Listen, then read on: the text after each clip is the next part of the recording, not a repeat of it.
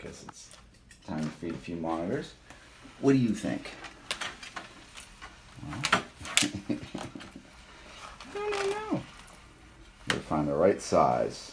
Hey, there's no taking. That's my leg. Yeah, guys.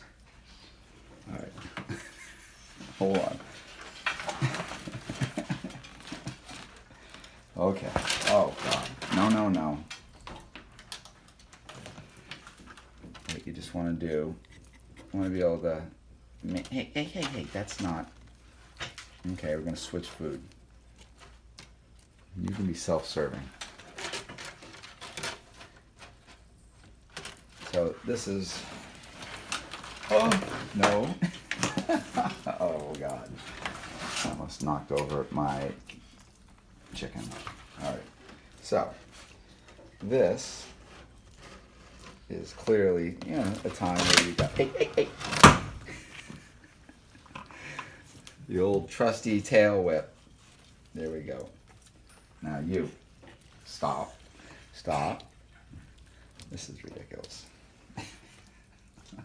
It's kind of fun, but you really got to be like on point when you have multiple animals in the same cage. I know, sweetie. And we're tending.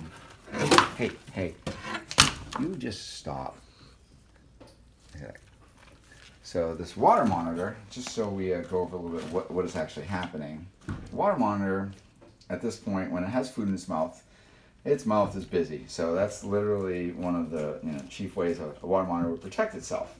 So another animal come running in on that in a few different ways. So it's trying to protect its meal that it has. Sorry, I'm doing really bad with the video.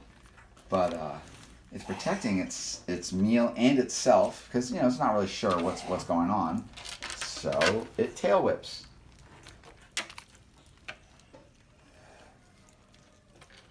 And this is, you really got to make sure when you intermingle different animals together, you really kind of have to be on point with what you know of the animals, your time that you're basically interacting with these guys, because you can really make some tragic mistakes. And because we have all the dynamics of these animals together. And if you're not careful, again, the animal is too excited and comes over and tries to eat your leg. I'm sitting here doing this and she's like nuzzling my leg. It's like, no. Hey, it's my hand. Okay, come here. So, monitors are opportunistic eaters. So, sorry, I just have to manage all of this.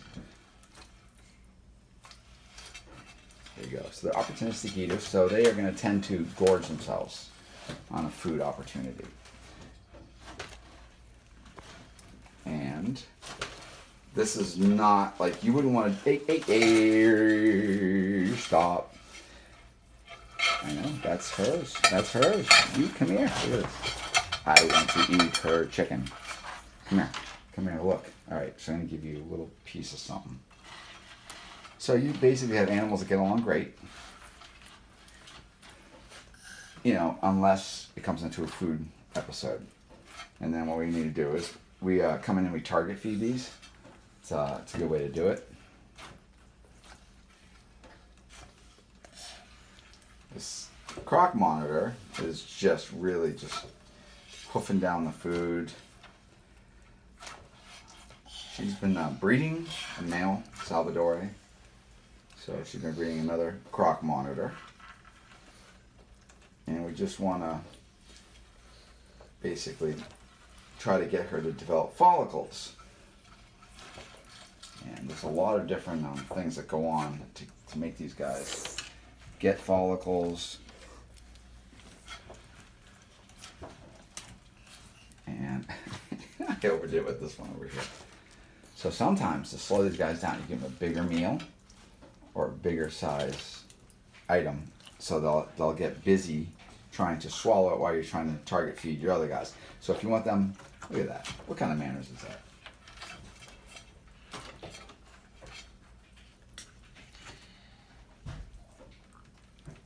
She's a little excited. So there we go. So they're basically pushing that food down into their stomach.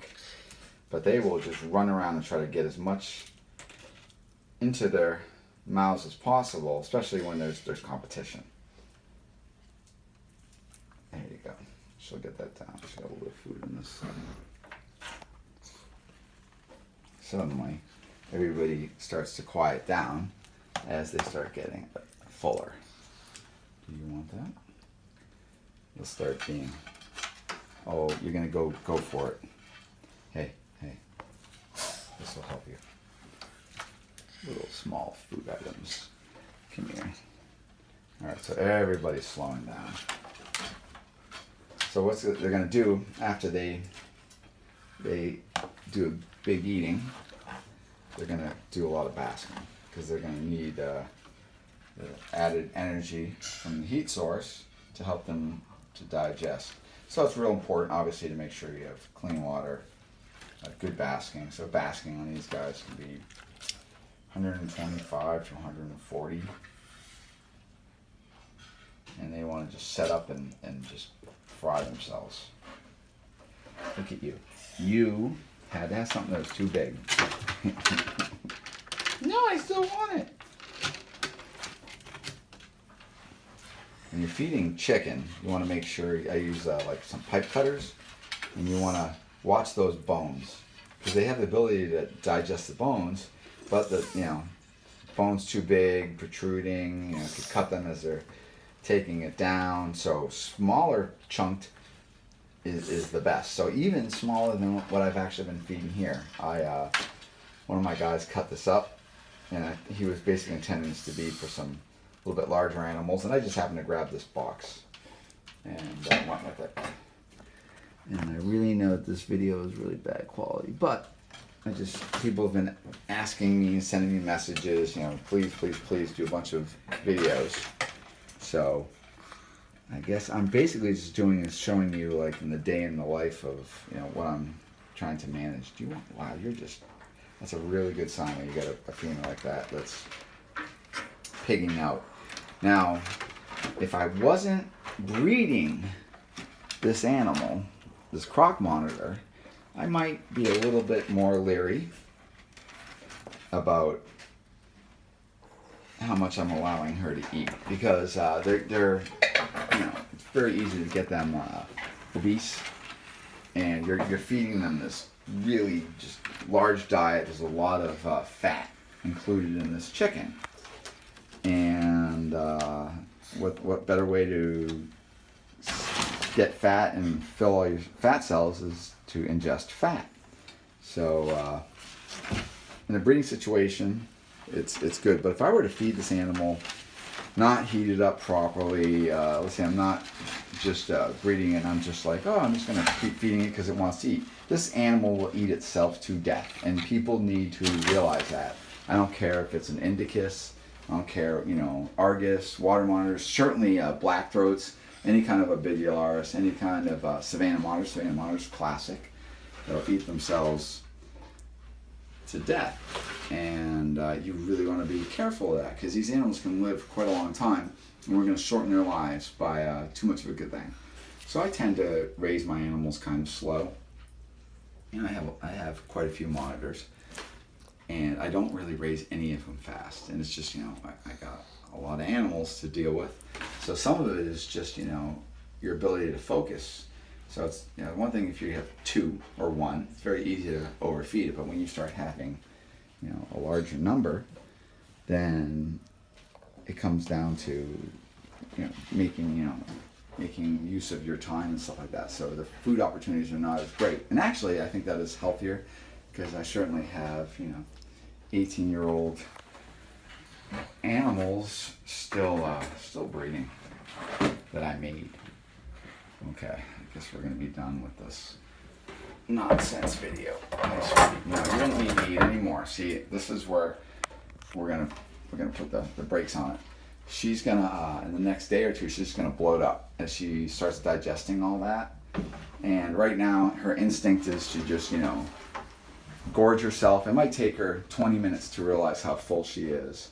So I think right now, we just, you know, we cool it and let her take it all in that she's just gorged. Now she'll come down here and probably want to bask. No, I want to look for little bits of food. How about you? What are you thinking? You're so cute. Yeah, you are. I know. You see? Oh, look. It's a hand. Oh, yeah. Look how it just quick. It knew. This is a hand. You see that? You're still swallowing. So. See, she knows. She's like. So the fact that she's continuing to swallow while I'm petting her. This is, you know, she has a fair bit of trust for me. And that doesn't come easy. You got to put your time into these animals and you got to manage your activities and how you behave around them. And that's what I do. And I tell you, it's keeping varanus species, you know, such as water monitors, croc monitors, or whatnot, can be some of the most rewarding things because you're basically having to, besides just keeping them, you have to manage your, you know, your interactions with them. All right, somebody's coming down the hallway and they're gonna start talking, so I'm gonna end it.